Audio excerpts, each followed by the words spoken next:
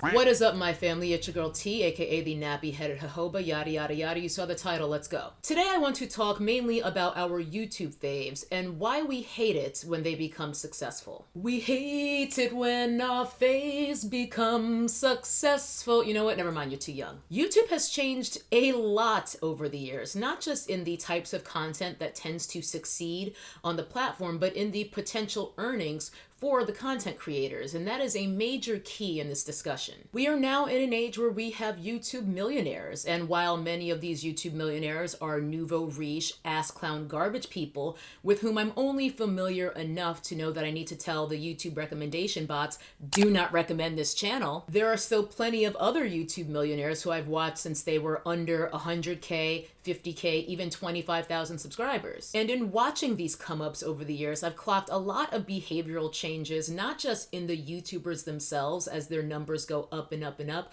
but in their audiences. In short, I've noticed that there are a lot of people, by no means all, but a lot of people who legit hate to see their faves become successful. And I have some thoughts on why that is.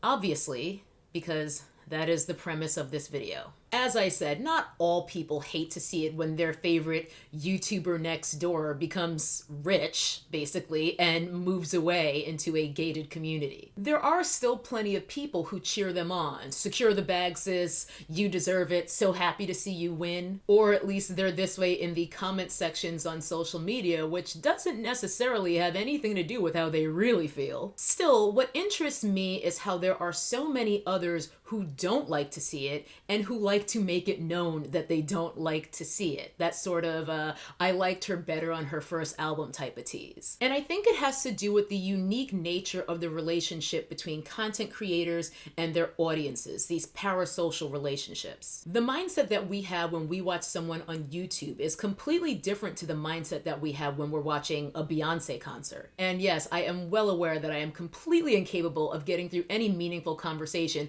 without bringing up Beyonce. There are the obvious top level differences, namely that one person is a YouTuber and Beyonce is Beyonce and she's better than all of us. This is not up for debate. But seriously, when comparing a YouTube video to a concert or a movie or what have you, the latter is a ticketed, paid for experience where we're watching a celebrity or a professional entertainer put on a show, whereas the former is a regular person, typically a talking head, in a setting that over time becomes familiar, like such as, and that talking head is talking to you, probably about something that both of you guys are interested in and that both of you guys love, like Beyonce. I say all the time, YouTubers are, in so many ways, our friends in our heads. Many, perhaps most of the channels to which we gravitate, we like them because we feel like that YouTuber is like us. You feel like this person talking to a camera in her home, very often in her bedroom, could very plausibly be your friend in real life. You share similar interests, which is how you tend to discover YouTube channels that you like and eventually subscribe to in the first place. You have similar opinions, a similar perspective, and that YouTuber is talking about something or perhaps many things that you also find interesting, whether it's fashion, fitness, bullet journaling, whatever. And most of the time you are, for all intents and purposes, invited into that person's home. There's no artifice of a concert stage or a movie theater or even logging into Netflix. So there isn't that mental barrier, that distance. You can't leave a comment under an episode of Atlanta and expect Donald Glover to like heart your comment or respond to you. So we're in a seemingly intimate environment with YouTube where we hang out with our faves in their homes. Even the fact that I just said hang out is telling. Though I make YouTube videos, I'm a YouTube fan first, and to a large extent I do feel like I'm hanging out with my faves when I watch their content, when in reality what I'm doing is watching a YouTube video. So we start to develop mental connections to these YouTubers, and we even may start to develop similar characteristics, you know, using certain catchphrases they say, or developing a similar sense of humor or style. We love our faves and we want them to be successful. to a point. What I've observed is that the problem seems to arise when our faves become so successful that we no longer feel like our faves are still like us. When we no longer feel that we can relate to them. When their lifestyle changes to one that we no longer are able to see as a lifestyle similar to our own. Deep down, what most people want from their YouTubers is to see people who are more relatable than aspirational. Now, I do think a certain degree of being aspirational is necessary within many of the subreddits of YouTube and is what draws us to many people in the first place. For example, fitness YouTube essentially requires that your physique be aspirational. When it comes to natural hair YouTube, it's pretty much required to have aspirationally thick and long hair, and hair that is definitely not my texture. And of course, beauty YouTube has many aspirational elements to it. Nonetheless, within this context of being aspirational, the problem seems to arise when things cross over into being unattainable. Sticking with beauty YouTube, since it's a genre with which I am very familiar, and where I have often witnessed this seemingly inverse relationship of a YouTuber doing really well and her audience continuing to actually wish her well. A major turning point is when we see people transition from being YouTubers to being influencers. When things shift from making YouTube videos maybe at home on the same old sofa, perhaps trying out a new eyeshadow palette that she actually purchased with her own money, to now having YouTubers who refuse to review products unless they get them for free in PR, or to YouTubers getting flown private or first class to Morocco on a brand trip, then staying in 5-star accommodations just to promote a new eyeliner while they're there, to having video titles become things like buying a new Chanel bag, my designer shoe collection, or closet tours where the closets are dead ass bigger than some people's living rooms. Or, and this is the one that really crinkles my sphincter, when the YouTuber all but stops making content entirely, or on the rare occasions that the YouTuber actually does upload something, it's sponsored. Always. By no means am I against YouTubers doing sponsored content. I've done sponsored videos and I will do sponsored videos again in the future. But I gotta admit, it looks some type of way to me when as the years go by and folks reach, a certain level, they never post unless it is sponsored. I confess, it just rubs me the wrong way, and many others too, based on some of the commentary I've seen. Because it creates an air not just of laziness, but worse still, one of greed, that the YouTuber used to be trustworthy, but now they're only in it for the money. I feel like I could do a tea talk on that phenomenon alone because it is so common and I think it's a really interesting area. Anyway, setting aside the emotional aspect here, the feeling that you've somehow been betrayed because the YouTuber basically never posts videos unless they have a sponsor deal. Logically speaking, one could argue that there isn't anything inherently wrong with a YouTuber who only does it for the money. If a person is a full-time YouTuber, whatever that means, then YouTube is his or her job. And dirty little secret, most people work jobs for money. Whatever your job may be, I think it's fair to say that you are working your job at least in part for the money. Even if you really love your job and find it to be incredibly fulfilling, money is still a pretty critical part of the equation. If we think logically rather than emotionally, there isn't anything especially virtuous about making YouTube videos for the love of it. Lest we forget, this platform is a business, and TV shows were created as a way to get people to watch advertisements. YouTube videos are no different. They are merely vessels for ads.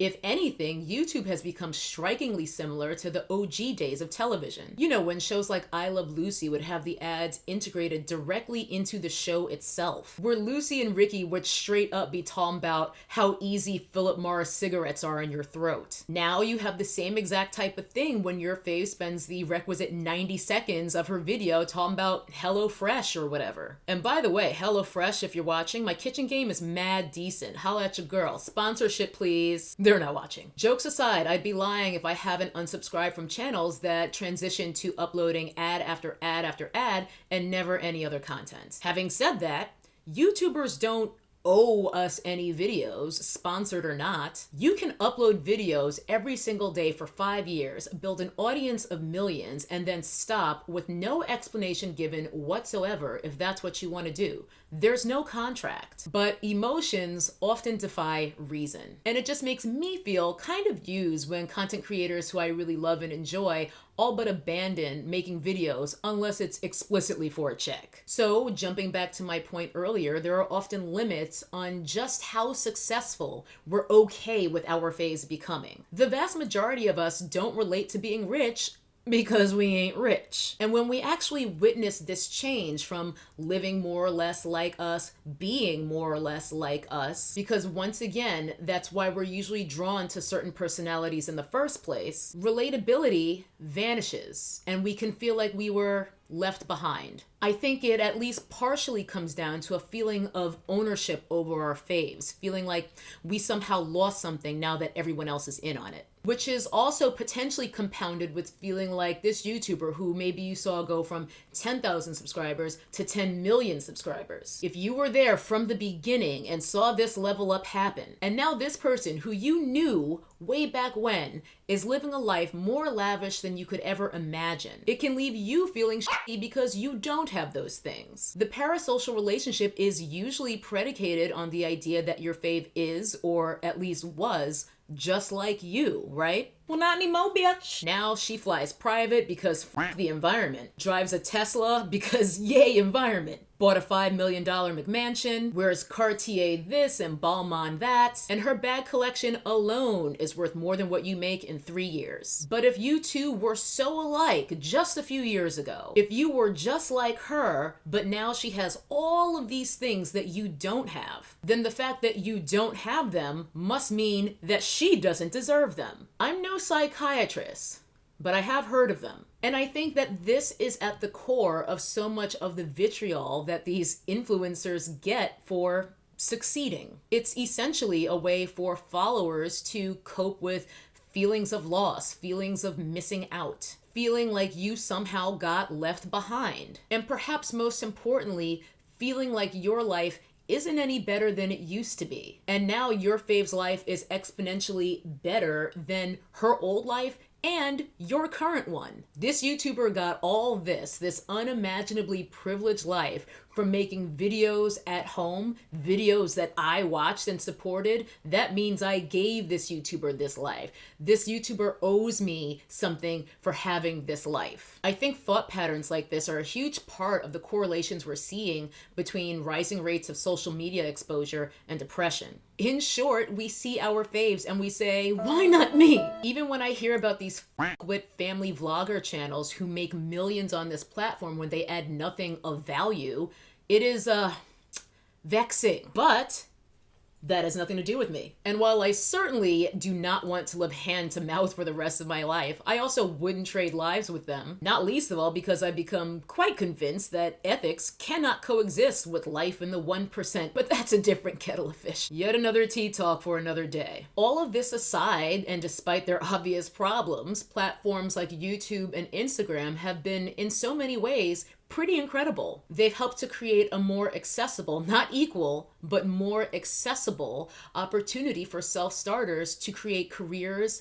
businesses, and platforms for themselves that they would have never been given otherwise. Even my little channel had a bit of a growth spurt last summer. Shout out to all the new members of the Nap fam. And even with my still small channel, I've noticed that I don't hear from some of my day ones anymore. People who used to comment on every single video that I did when I had half the subscribers that I do now, which by the way is less than 6 months ago. And it does make me sad because I miss them. I want to make new friends and keep the old. I miss seeing certain names and avatars in my comments, and I wonder if some people feel left behind, that maybe I somehow went Hollywood on them once my channel got a little bit bigger. But I also cannot and will not regret growth. We make YouTube videos because we want people to watch them, and I've been doing this for a hot minute. To have more of you guys watching my stupid videos than ever before is incredible. Plus, as many of you guys know, I'm a writer-director who works freelance, which means sometimes I ain't working at all. So while my AdSense coin is nowhere close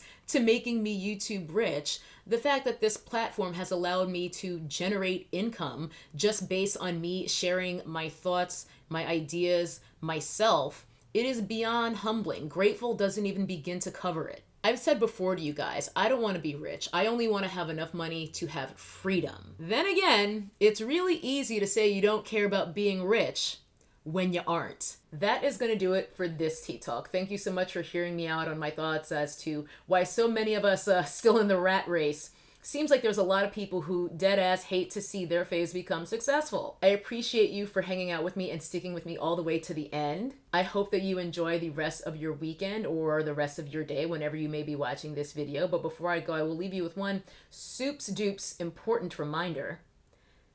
And that is, never trust anyone with a Morphe code. Bye-bye. That's a nappy-headed hose there, I'm going to tell you that now.